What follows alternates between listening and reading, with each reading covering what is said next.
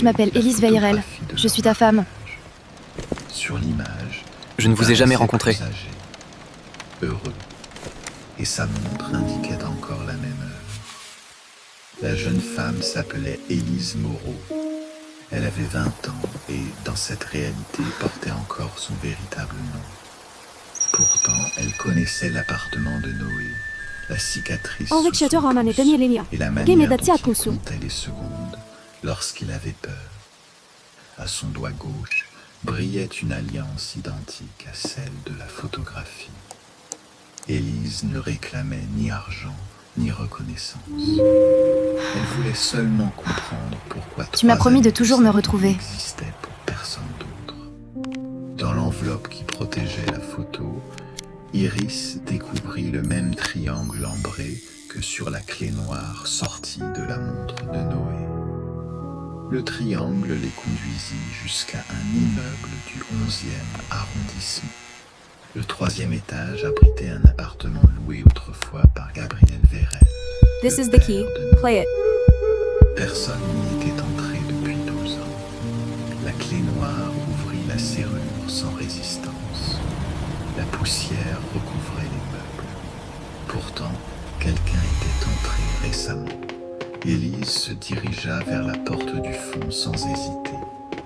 Elle affirmait que, dans ses souvenirs, Noé cachait toujours les cadeaux derrière. Noé ne connaissait même pas cette pièce. La seconde serrure s'ouvrit avec la même clé. Derrière elle, des centaines de photographies couvraient les murs.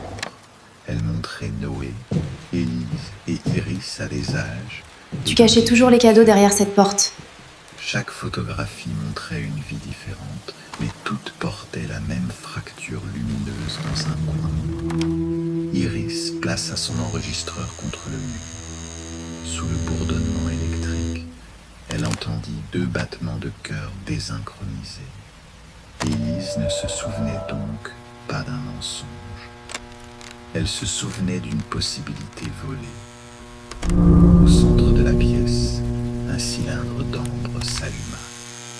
À chaque pulsation, Élise revivait la mairie sous la pluie et une chanson que Noé chantait faux pour la faire rire. Noé, lui, ne ressentait aucun souvenir, mais son corps reconnaissait parfois ce que son esprit refusait. Sans réfléchir, il Ces photos viennent d'un futur effacé. Lorsqu'elle glissa des doigts d'Élise. Le geste était exactement celui visible sur une photographie prise 3 ans plus tard. Puis une image tomba du mur. Élise oublia aussitôt l'adresse de sa propre mère. Une deuxième image se décrocha. Elle ne se souvint plus de la couleur de sa chambre actuelle. L'archive ne lui rendait pas une vie. Elle remplaçait la sienne. Iris comprit que la machine cherchait à rendre cohérente une personne qui possédait 2 histoires incompatibles. Si le transfert se terminait, Iris perdrait sa véritable vie. Si la machine s'arrêtait brutalement, les 2 mémoires risquaient de disparaître ensemble. Une odeur de plastique traversa la pièce. Le conduit du plafond rougit. Les photographies les plus proches se recroquevillèrent sous la chaleur. Iris examina l'ancien isolateur et le verrou magnétique. Cette découverte venait de révéler que les souvenirs de Noé étaient conservés.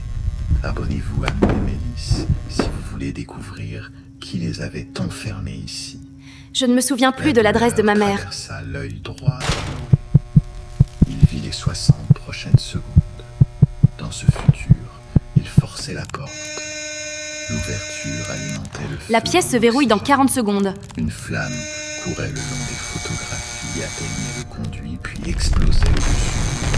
Puis Iris coupait l'électricité. Le verrou s'ouvrait, mais le cylindre vidait toutes les mémoires d'Élise avant de s'éteindre. Elle survivait sans savoir son nom, ni reconnaître sa mère, ni se souvenir de Noé. Le futur imposait 2 réponses. Sauver son corps ou son identité. Le compteur invisible commença. Noé observa la clé noire. Sa montre ne créait pas ses visions, elle en crée les échanges. Si elle pouvait retenir les souvenirs retirés à Noé, elle pouvait peut-être absorber ceux qui faisaient Élise. Iris comprit le plan. Elle devait fermer la ventilation avant de couper le courant, afin d'étouffer les flammes sans effacer la jeune femme. Noé devait rester près du cylindre jusqu'à la fin du transfert.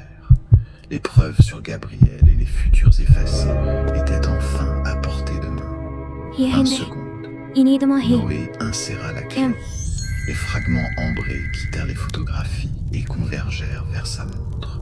Iris abaissa le clapet de ventilation. 15 secondes. Élise s'effondra, partagée entre deux vies. Noé maintint sa Je ferme la ventilation, puis je coupe le courant. 10 secondes.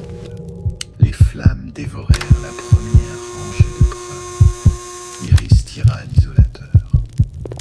Noé arracha la clé et Si tu sauves les photos, je comprendrai. avec Élise et Iris.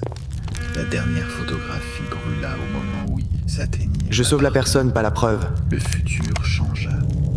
Le compteur atteignit 0, puis vint la 61e seconde. La montre pulsa. Un escalier disparut de sa mémoire, puis une fenêtre donnant sur une cour, puis la cuisine où son Maman, père je will préparait niet des lezen. appareils De list in niks aan mee. pendant que sa mère chantait trop doucement pour être entendue. Noé savait qu'il avait grandi quelque part. Il ne pouvait plus revoir aucune pièce de cette maison. Les pompiers trouvèrent l'appartement vide. Élise avait disparu pendant qu'Iris appelait les secours. Elle n'avait laissé que son alliance, l'enveloppe bleue et une phrase écrite à la main que Noé ne reconnut pas. Iris, elle, se souvenait du sens. Élise le remerciait d'avoir choisi la personne We need to leave. Weiter in. que la No, vie qu'elle he's still avait here.